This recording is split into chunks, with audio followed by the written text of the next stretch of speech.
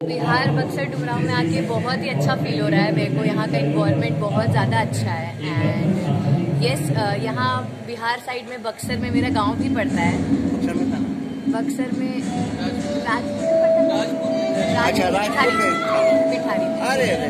राजपुर से है जी। हम लोग के जिले की हो गई तो बहुत अच्छा लग रहा है यहाँ पे। मैंने राजपुर में कौन सा गांव है? पिठारी। बताइए, हम लोग सोचते थे कि कहाँ मध्य प्रदेश या उत्तर प्रदेश और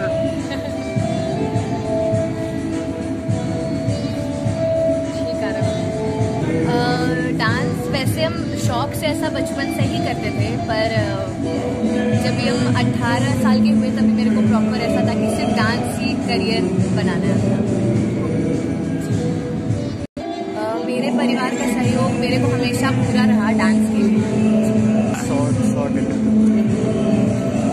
जी नहीं, मेरे डांस की वजह से पढ़ाई में कोई रुकावट तो नहीं आया, क्योंकि मेरे जो स्कूल के टीचर्स थे, प्रिंसिपल थे, वो भी मेरे को सपोर्ट करते थे कहीं भी अगर जाना रहता था, और फैमिली का तो पूरा सपोर्ट था।